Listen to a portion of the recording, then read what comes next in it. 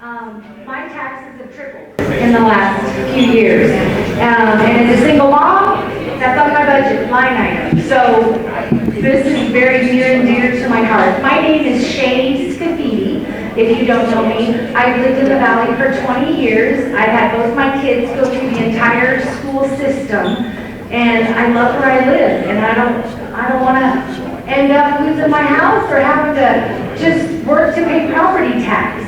So we want to clarify some things. There's a lot of rumors going around. So one, this is the petition portion. What this is we need 30,000 signatures to Cheyenne. You're part of that dynamic. That gets it on the ballot. Once it's on the ballot, Rich will go into more detail of how it becomes law, etc. The rumor is you have to have only one signature per household right now. That is not true.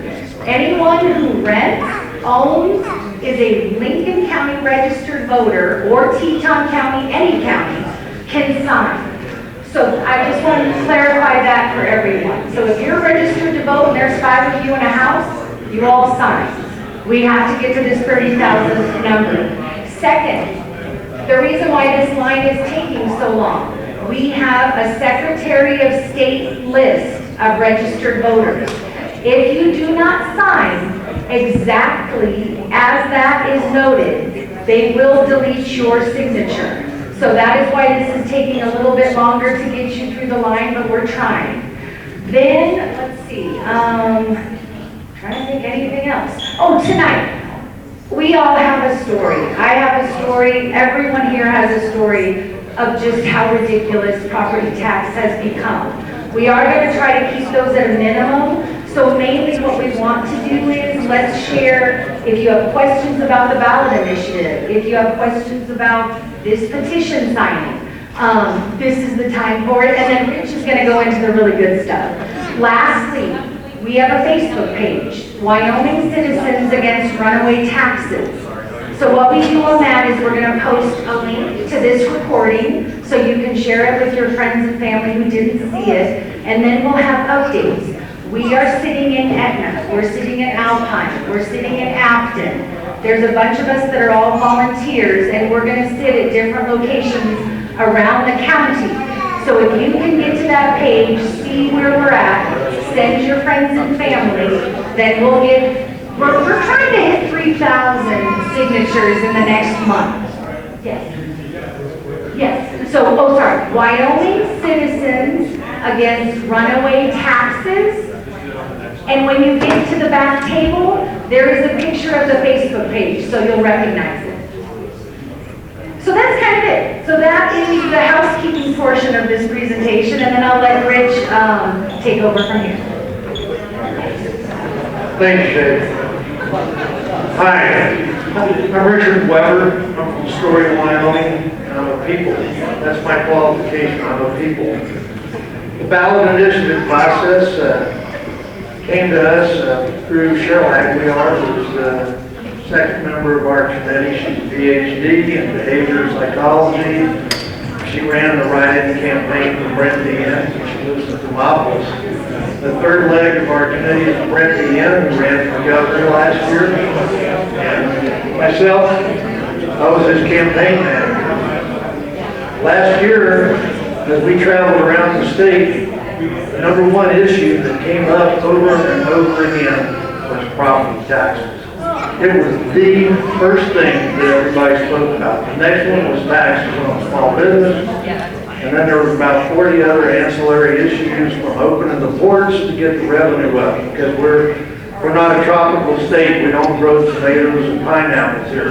We grow coal, oil, and gas, and that's our revenue stream. If the lights go out, that's what we have to eat, that's what we have to sell, and that's what we have to trade. And so those were our top issues. When the campaign was over with last year, we took December off and we went to January. We met over in Tinsley, and we got a whiteboard out, and we started going through all the issues, because we made promises to people as we would go along, we would look into all the issues that were affecting the state. And we looked at taxes, and we went at it from 3 different directions. We looked at it from rate caps the mill caps and all kinds of things. The thing we came up with was this tax exemption on the assessed value of your home. Does anybody not know how your taxes are calculated? I can tell you real quick. The tax assessor takes 9.5 and multiplies times the fair market value, whatever he's determined the fair market value is this year, and that gives them what they call the assessed value. Once you have the assessed value, then the county and the state multiply the assessed value by the mill rate that is set in the Constitution, and that is how they determine how much taxes you pay annually. Adjusting the rate wasn't going to be a very good thing for us to do. They tried to get that through committee on a dozen different bills and it never made it. We went to fair market value, like California has, Prop 13. We looked at that one. There's some constitutional issues with it, which were way too complex and way over our head to deal with. There's some formulas in there about when you buy the house, did you inherit the house. Prop 13 in California is that thick, and it was a citizens initiative that did it, but it is thick. A bunch of really smart people sat down for about a year and drafted that up, and it was way over our pay grade to be able to do that. So we went really simple. We looked at assessed value. After they multiply that 9.5 times the fair market, that equals assessed value.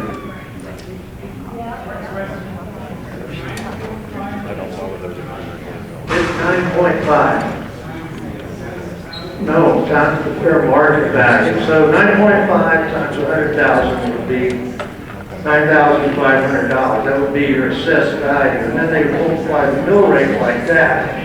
0.678, whatever your county and state is, and then they come out with however much that is for the year. But anyway, the point is, the fair market value is the thing that was in everybody's craw.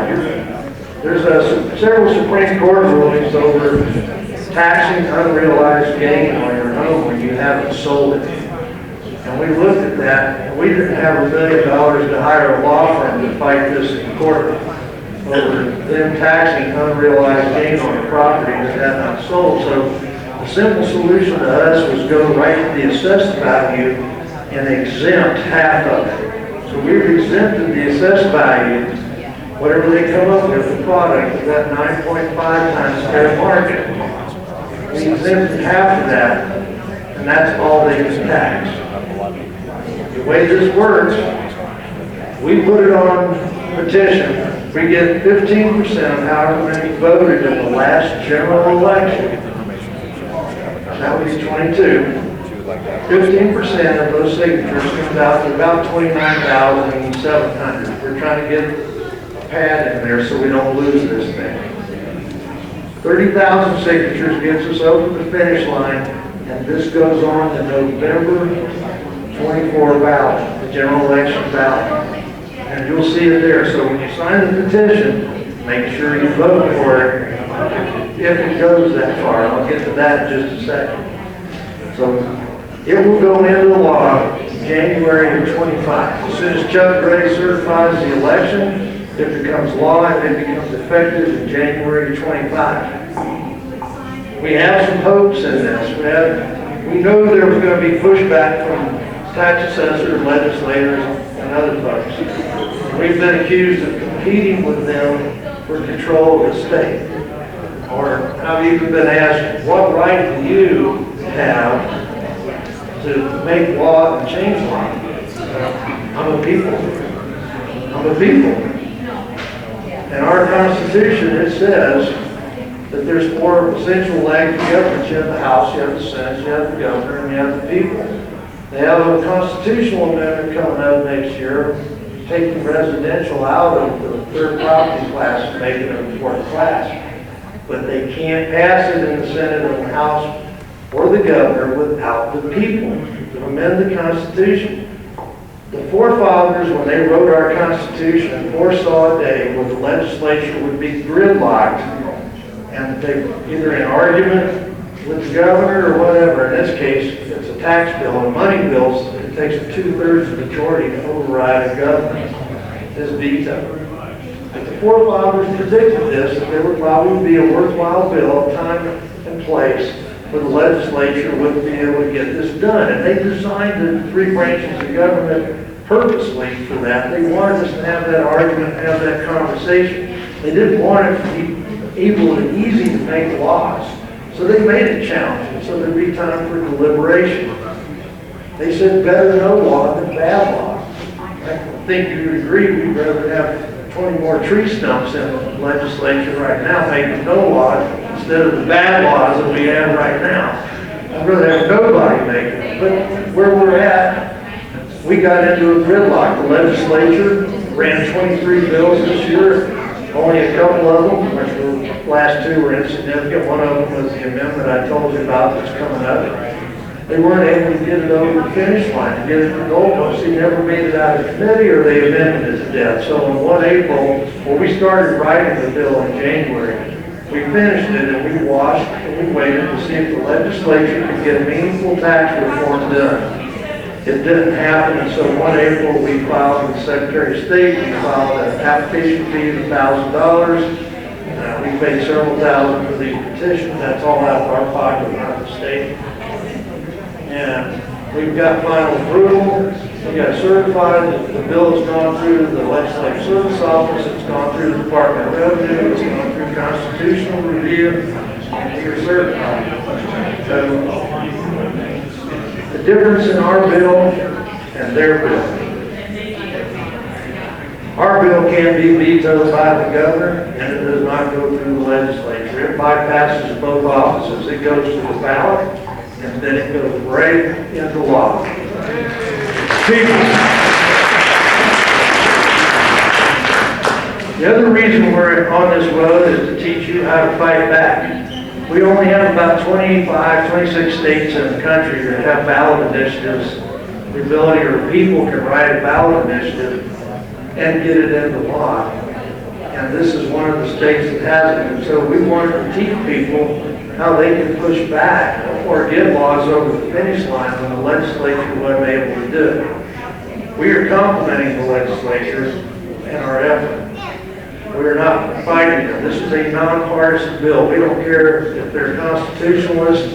We don't care if they're Democrats, Republicans. Everybody has to pay property taxes. We looked at all the other bills. Well, you have to live in your house 35 years and then we'll give you 5% off. Wait a second here. And 35 years, I've only been here since 1998. How's that going to work? You know, so this bill has no special niches, no special qualifications. All you have to do is live in your primary residence for 6 months in the previous year and be in there and still own the house this year, and you get it. Every year after that, it's just a phone call to the tax assessor's office to keep your exemption alive.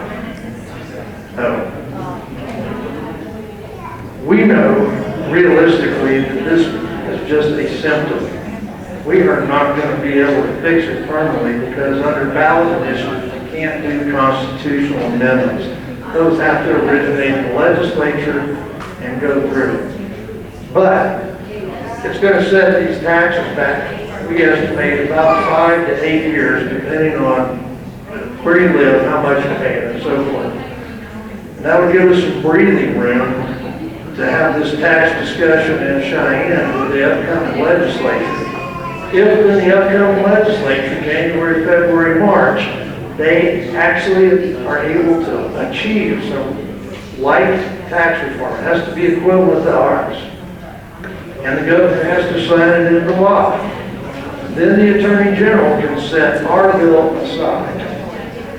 And we're happy with that idea. We don't mind. Because if they do it, it goes into effect immediately in 24. And I like that a whole lot better. Because that's another year I don't have to pay property taxes. If it doesn't get over the finish line and the governor doesn't sign it into law, this is a guaranteed tax exemption. It'll be there on the November ballot. So if they don't get it done, we're not going to be competing with them. it'll be there.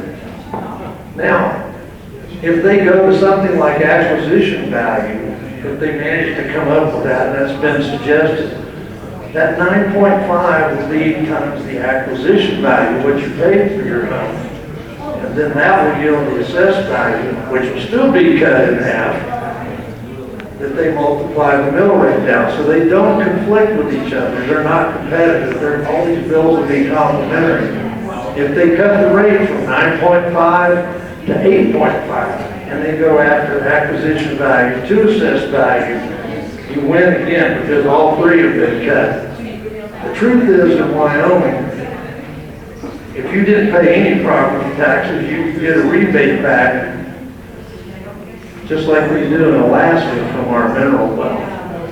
Property taxes in this state are completely unnecessary. If you dive down the numbers, you can look at that, because in February the 17th of this year, they put $1.3 billion in a $25 billion rainy day fund. Our tax bill is only cutting $135 million out of the state's tax coffers. It's a drop in the bucket. Your 23-24 school bill, which is fully funded right now, and it's going to be $1.9 billion. And it's funded. It's fully funded. We're not hurting the children. We're not throwing them under the bus. So something I didn't mention to you. The biggest crying talent, I don't like playing the sympathy card. When politicians play the sympathy cards, they go, oh, the poor children, they get the Stradivarius out and start squeaking. I'm always leery of that. Because the next thing comes out of their mouths is like gangsters. They threaten you. Well, you cut property taxes, we're going to have to raise sales tax or income tax. So if they can't get you on a sympathy card, they get you with the blackmail. They threaten you, oh, we're cutting this, we're cutting that. Whoa. What about cutting spending? I've never heard that come off anybody's lips yet. And I'm being serious. I have now had but maybe two guys who were running for office. One was the House District 24 guy come up and they wanted to cut spending. You know, circle wagons on that one. They didn't let that go. But so we looked at this, but back we have 276,000 homeowners in Wyoming, and there's two people in each house. It's about 540,000 people that are paying taxes. Roughly 70% of those homes are owner-occupied. About 60,000 of them are geriatric, my age. So, yeah. If they kick me to the curb because I can't pay a few $1,000s in property taxes, not only have I been tossed out of my family home, but to institutionalize me costs the taxpayer $57,000 a year, because we don't just pick up their tax bill, we pick up their electric bill, their food bill, everything when you institutionalize somebody. That didn't make fiscal sense, but it was also a humanitarian issue. Government's supposed to take care of people. We should come first, not last. The $25 billion rainy day fund is there to save government. It is not there to save people. It's not going to put a jar of peanut butter on your table or a gallon of gas in your gas tank. It's to give operating time. It's a budget stabilization fund. It's $15 million right now at the state level, and then the counties have their own reserve accounts that make up the rest of that $10 million. So there's a lot of dough in this state, and we don't need to keep pumping it in, calling for property taxes. Property taxes, to be honest, it's hard to justify them, because if you know the appropriations process, you know that each county submits a budget to the legislature. The legislature rolls that up. They make a statewide budget. It goes to the governor. He signs it into law, and they get their appropriations. I had a county commissioner tell me, he says, we don't like arguing with the state over money. He says, the property taxes give us flexibility. We can spend that on anything we want to. But isn't that the budget process? You're supposed to argue with the legislature and see if it's an appropriate expenditure or not. But I I get it, you know, they have projects and things that they want to do, but at what expense? You know, when your property taxes exceed your monthly house payment, holy cow, you know, that happened to me. We had a budget downfall when coal was being killed off in 2010. George Soros bought Arch and Peabody Coal, Buffett bought the railroad. All the executives, all the companies were leaving. And we had our house on the market for sale. We moved up to Idaho because we were preppers. We were going to go out and grow our own garden, our own food. We were homeschooling our kids. We were doing good things that everybody ought to do. But we couldn't sell the house back in the store. It wasn't selling because the market had collapsed. Well, guess what? My property taxes went up again. My fair market value went down, but according to the tax assessor, my fair market value went up $2,000 for that year. And so we just looked at this, man, this is insane. We didn't know how to fight. We didn't know what to do at that time, except write ugly letters to the Department of Revenue. So this is where we are. We got here because we felt bad about the people that were getting kicked out of the house. Our state is aging. It is. You know, every year, 60% or more now at ours are in retirement age in Wyoming. When Brent and I were traveling the state last year, we walked out of the town hall in Evanston, and he looked at me and he said, wow, we were the youngest guys in there. But it was true. Guess who votes in this state? They're all in your age group. This is the voting block in the state. It gets real for you. Everybody else 37 and below is generally trying to make a living. They're driving 25,000 miles a year to get to a refinery or a job or do something, and they're chasing kids all over the place. So, is there questions I can answer for you? Yes, sir.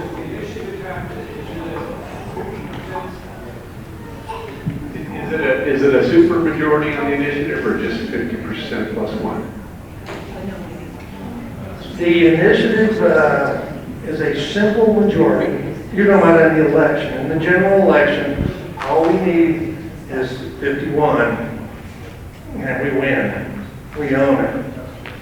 There's a funny thing about the way they count ballots. If somebody abstains, let's say you had 100,000 voters, we would theoretically need 51,000 in order to, or 50,001 in order to get it. But if there's a bunch of people that abstain or don't vote, whatever, they take that off the totals. And so there's a couple of tricky hurdles there, but I don't think this one's going to have any problem. Every time we've opened a door on this, we've filled rooms. We've been filling rooms for 2 months now with people that were signing up to be circulators, be sponsors, put these petitions in their business and so forth. And I don't see why they wouldn't. This is the only bill I know of that's putting money back in people's pockets instead of taking it away. The only money that we've collected so far, we're collecting a couple of dollars as we go along. Except we've got these initiatives are out of our pockets. We've paid about $5,000 or $6,000 so far to make all this go. The state charges a $1,000 application fee. Then we had a couple $1,000 in printing fees and costs. And it is continuous. We're working on a couple other things too to get the election machine out of Wyoming. But we've been asked to do several things, but we're not a commercial entity. We're just 3 people. We don't do this for a living. So we're going to help people. We're going to teach them how to do it, but I don't think we're going to do it for them. Yes, sir. Just a question. I missed part of the earlier part. The 30,000 names, we have to have those by what date in order to get that on the ballot? Theoretically, the lawyer in Chuck Gray's office he thinks they need to be there by the 1st of February. Because the statute actually says once the petitions, we turn in the petitions, they get 60 days to count the names, make sure to verify the rosters, and it'll be placed on the first ballot in the first general election after the legislature adjourns. So that should be November. statute also says that we have 18 months to complete it, but they're reading it a little bit differently. They say in order for the legislature to adjourn, it has to convene first, so therefore you should have it in by the 12th of February, because that's 60 days, and that's the end of the thing, and count. Well, I don't know. No offense against lawyers, but they can mess up a 7th grade education in English, but we differ in that. We've already filed a protest. So we'll see where that goes. But our goal right now is to get this done by the 30th of January, and I think we're going to do it. It looks very promising. Yes, sir. So, are the people on the eastern part of the state where land values aren't as high as ours, are they fighting? Do they not want this to go through? Do they want our tax money helping them out? Well, I had a string of cars follow me up the freeway wanting to sign a petition. They wanted, everybody in this state wants a tax break. Albert Summers said, well, don't give those guys in Teton a break, you know, they're all rich people. Well, I'm sorry, Republicans, Democrats, people are people. If we don't take our country back, we won't have a place to have a discussion.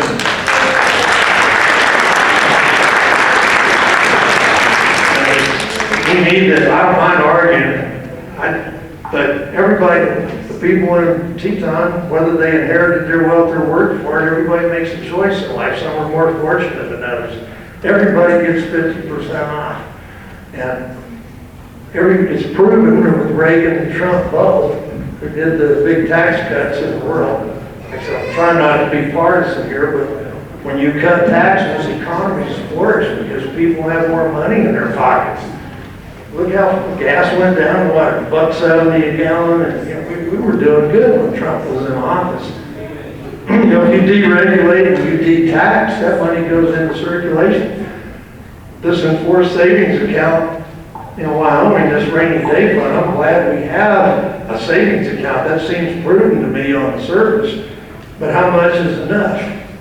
If we hold it right where it is and stop taxing people and stop pumping money into it, we won't even talk about carbon sequestration, how much money this state puts in windmills and stuff, but maybe 20% of your budget. But we're trying to push back and cause this conversation to go forward. Yeah, we're being taxed unnecessarily. And you know better how to save your money than the guy managing the rainy day fund in a state where it doesn't rain. Yes, sir. I know some residents who've already left for the winter. Is there some provision that can be made that they can sign this, or they probably, well, they won't be back until next spring. I don't know how many people. How far do I have to drive to get their signature again? You have to, well, some places you have to drive a long way. Oh man, I know. Golly. There's no provision. No, you know, ballots, you can do the absentee or the mail-in thing, but on a petition, you actually physically have to be there, unfortunately. Maybe they'll come back for Christmas, and maybe we'll scoop them up there. The question was that people had already left to go out of state, and how to get them to sign a petition from out of state. There's no way that I know of. Unless you mail them the whole book and they mail it back. I don't know if they want to do that or not. We'd have to mail the circulator with them that's certified to answer the petition. Anybody else? Yes, sir. Is there a list of these politicians that are going to stumble into it? I mean, it's great to look at cutting taxes, but I'd like to know who would vote out of office. Well, interesting that you want to know who the politicians are that are killing off all the bills and not. The Wyoming legislature has a website, and you can go on there and you can see how every legislator voted. There is another website, I believe, Evidence-Based Wyoming, which Doug Gerard runs, and he shows every legislator on every bill, and so does WYO Rhinos.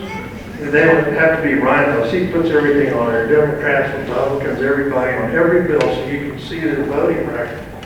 A couple of those you can actually click on and what it is they voted on in the bill was present itself to you, you can see exactly what's going on. Well, you hope that this bill goes through, but I'd like to know the people who need to cut off the fees, get them to stop, get them out of Boston. All of them. I agree, you know, Dan Bongino recently I can't use his words, he's starting to use potty mouth now, but so, I know that language, but I'm gonna pull back here. He said he got a lot of mail from, about Matt Gates and McCarthy and so forth. And he said, don't fall in love with politicians. They'll disappoint you. They'll break their word every time. Like, you know, even Davy Crockett went to the House in Tennessee and he had to recant some of the things he promised because he didn't know what he was doing. But all politicians wind up in groupthink or something else, whether I think they mean well, but the road to hell's paved with good intentions, but it's still the road to hell. You know, politicians, some people don't like term limits. I don't either, as long as the guy's great, but when they're bad, we have as many of them as we do, we're turning into a purple state. And I think term limits are appropriate. If you can inflict them upon the president and the governor, why can't you inflict them on the legislature? You know, so I'm with you on this. He said don't fall in love with politicians, fall in love with the issues. Politicians are just a tool in the toolbox. Some of them are rusty, some of them are broken, some of them, 2 or 3 of them you use all the time, and most of them just sit there, don't get used at all, they're just in reserve. But his analogies were good. Fall in love with the issue and try to follow it. You know, that's the most important thing, because when we play personalities and we start using labels, that's the fog of war. You can't see through that, you don't know where you're at anymore. You don't have a compass. Stay on the moral compass, the ethical compass, and stay on the issues. That would be my thought. I was a 25-year Green Beret. I fought in this country for a long time. I know what the other countries look like, 47 of them. I took their governments apart. In some cases, I put them back together in others. Brent Dean, the guy I was supporting for governor last year, he's 27-year Marine Corps attack helicopter pilot with 275-year combat missions in Iraq. So he's saying, well, his Iraq, Bosnia, Afghanistan, and a lot of other places. He's got a University of Wyoming pedigree. He's a civil engineer. His master's degree is in strategic studies at the Naval War College. He not only built a new base in Guam, it was a $10 billion base. You have to be within 3% of budget, or they axe you. They literally walk you over to the guillotine and kill you in your career right there if you're in the military and you're handling that kind of money. So he knows, he's moved cities around. We take 10,000 men, 10,000 miles, and build a new city with lawyers and plumbers and doctors and electrical and utilities. So we both had a pretty good handle on what was going on in the government. And we understood when you do critical infrastructure and you look at how to take a nation down or how to build a nation up, you always look at their industrial complexes, you look at their administrative processes, all these things before you look at their military complex. Look at what their GDP is and so forth. And that's how we were able to drill down in most of these things and figure it out for ourselves. The budget is complex in this state. I'm not a budget guy, I'm a gunslinger. But I know how to do intelligence analysis of targets, and I can read the big picture. You don't need to have a degree in fire science to recognize a forest fire coming at you. And that's my analogy. We can see we've got fiscal problems, and we see we've got a $57 billion GDP, and we're running $14 billion budgets. We know University of Wyoming gets $1 billion every funding session, and they're sitting on an endowment fund of almost $1 billion. I mean, it's incredible how much money, well, it's 800-something billion. But there's 13,500 students there and 750 employees, and we give them $1 billion. $1 billion. The president, he makes $500,000 a year. A football coach gets $1 million. 23 superintendents of schools in 23 counties. It earns $50,000 a year. We spend about $3-4 million a year on those guys. Some school kid districts, we have more superintendents than we have students. Campbell County's got the Field of Dreams over there that they built. And I heard a commissioner, well, no, he was a legislator, he said, last time I checked the law, he says the county was only authorized one building, and that was the courthouse. He says we have 140 something. The Field of Dreams cost $400,000 a year just to maintain it. And only, you mow the grass in Wyoming 3 months out of the year. So where's that go? There's a lot of questions that people are starting to ask about fiscal management. You know, where's the money going? What are we spending it on? You know, and why is it being hidden? Why can't they be honest with us? You want to buy a windmill? Tell us what it's costing. We'll tell you what we think about it. A mill, one windmill, $1 million for the middle of the road guy. About $2 million for one of those big advancements. And $36,000 a year maintenance on one windmill. And go look around the state and see, anybody ever been to a used windmill sale? Nobody has. They only last about 20 years, and we started putting them in the mid-'80s, and they're starting to wear out, and they're not biodegradable. The new power lines going to California, 30% rate increase coming at you. Warren Buffett owns Pacific Corp, which owns Terra Power, which is putting up the transmission lines. And California told Wyoming, we won't buy any electricity from you unless it comes from green resources. Well, wait a minute, you guys over there are dying. How come you get to say we're the electricity? How come we can't send coal fire? Well, starve. I mean, I'd throw that, turn that switch off. They'll come back around, they'll want some electricity, so those air conditioners get turned off. But they're dictating to us. The biggest boondoggle I see is green energy. Solar farms, wind farms, pumping carbon into the ground. Governor Gordon became the chairman of the 19th State Western Governors Association. His first speech was on carbon sequestration. Why? Because he counts federal dollars as GDP. If the 17th of February, the legislature gave Gordon $80 million for carbon sequestration. He gets $80 million from the federal government in matching funds.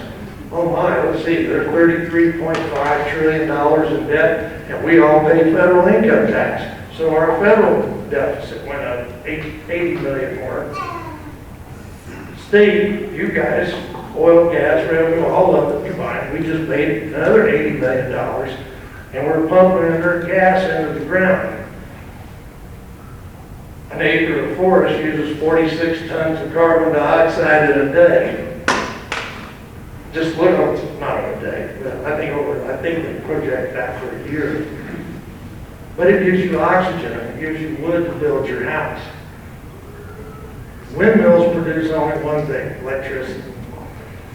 Oil makes energy. It makes energy, it makes these chairs, it makes our clothes. There's very few things you can touch that aren't a byproduct of petroleum. It's our retail industry, it's our lifeblood. If they need more revenue in this state, they should be suing the hell out of Washington and Oregon and opening those ports. Yes. And that, crude coal sale is 85%, and you should be getting refunds like Alaska. You should be getting $1,000 a year, not paying any property taxes. We're the second largest, third largest production, and we're the Saudi Arabia of the United States. We've got endless reserves. If you want clean power, that's fine. Let's build a hydroelectric dam, store some water for the ranches and the farms. Let's run some hydroelectric power through there and get some clean electricity. Not only do we have the equity in what we have there, but we have something long-term. It's a sustainable industry. It's not just something that's going to come and go away. So these are some of the thoughts that people approach us with, that we've talked about, that probably need to be developed in some other form besides this one. But when we looked at it, you know, the property tax for us was a humanitarian issue. First, it was a fiscal issue. Second, it's not going to hurt the children, but it's definitely hurting grandmother and great-grandfather and all the people that are struggling to pay their taxes. Yes, sir. Is this on the bill or is trying to get What's that? this property tax? This is in the back of that petition back there is the bill. All right, on that bill, it says something about bringing income tax. No, not on our bill. Not on our bill. It does not say we're bringing income tax to the state. That wording is nowhere in there. I know I wrote it.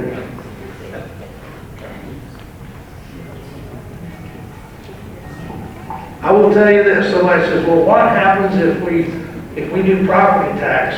I watch the legislature do this. They say, oh, we're going to have sales tax to make up the difference. That's why, again, later on, he was saying it doesn't make sense to take taxes out of this hand, put it in this hand. And I agree with it. That was our cut spending. I guarantee you that they will raise taxes again. They always have, and they always will. This bill will not stop anybody from raising taxes. The only thing that will stop them is what you said, is an election. If you've got conservative people, they're fiscally conservative, maybe a couple of tree stumps, you know, don't make bad laws. Give them a petition and have them go around and talk to people and run for office. We need everybody we can get at the city level, the councils, the commissioners, all the way to the state. We need everybody we can get involved. Republics are the toughest form of government to be in. I think it was Jefferson or one of them that said, what's wrong with monarchies? I like those. They're real simple. There's only one guy making all the decisions. It's the chief government to operate. And that works real good as long as you're not making bad decisions like King George was. And we ended up leaving England for almost the same issues, taxes and couldn't own your own land. You're renting your dirt from the government. Don't shoot the king's deer. That's the BLM issue that's coming up. So there's a lot of issues there, you know, that we look at. Yeah, monarchies are okay, dictators, as long as they're happy guys and, you know, they're working for you. But republics are a tough lift because we all have to be involved. A lot of people don't want to be involved because they're busy raising their people, their family, their working jobs and stuff. And, you know, it's tough. So, with that, unless you have more questions, I'm going to turn this over to her. No, we just invited everyone else. Why? Yes, he does have more questions. Okay. All right. Wyoming Ballot Initiatives is our website. You can go on there, you can find your county captains, you can find some information on there. Because of the way they do domain names, our Facebook is Wyoming Voter Initiatives. You can go on there. Why it came out that way, every time I put in a name, it get rejected, so I had to come up with something. Our name of our PAC is BCR Voter Initiatives. That's Brent, Cheryl, and Rich, because the lady at the bank demanded a name from me. That's the only thing I could come up with is short for notice. We're BCR Voter Initiatives. That's the name of our PAC. We accept donations. We have to keep track of expenses. And we file just like a regular campaign does with the Secretary of State's office. We have to reconcile all our expenses.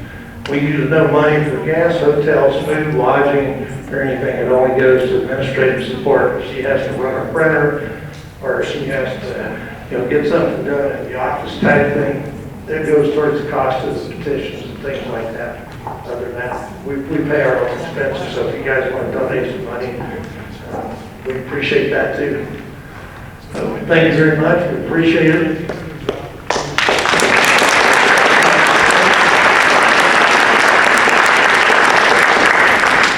I know you're a wealth of information. So we just want to tell you we already hit 100 signatures tonight. So thank you guys for coming out.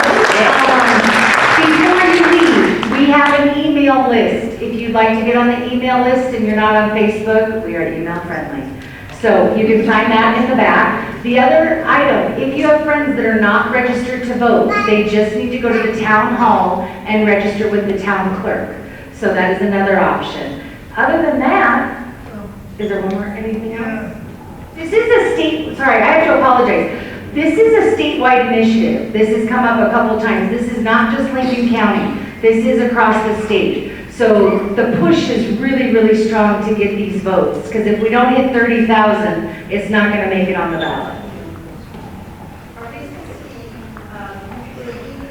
these things around to people, or telling them where? Yeah, if you want to volunteer to help Shane, please do. We know a lot of people have a lot on their plate. Everybody that's signed, that's the. We have, sorry, last little bit. So we've already posted that we have 6 different locations this week. 2 days in Etna, 2 days in Alpine, an afternoon in Afton at Rollins, noon to 3. So we are working as quickly as we can. If we don't hit enough numbers this week, then we'll start scheduling more. So if you are willing to help, the issue is you've just got to check the entire list that everyone is signing correctly. That's the difficulty if you take a packet, which please, we would love for you to do that. So we can chat. My phone number, you're going to get some questions. A lot of people don't understand. Our government's complex. My phone number is 307-660-5832. I'm usually available 24/7. Richard Weber, W-E-B-E-R. My email address is rrweber2@gmail.com. Email me if you have questions, and we'll try to get you the answers. Sir. 307-660-5832. There's 3 of us. We're totally accessible. I realize sometimes it's hard to answer questions when people ask me.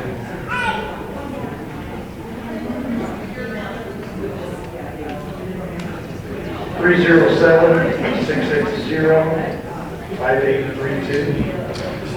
Yeah, R.R. Weber, R-R-W-E-B-E-R. 1 D. R.R. Weber 2, the Arabic numeral 2, at gmail.com.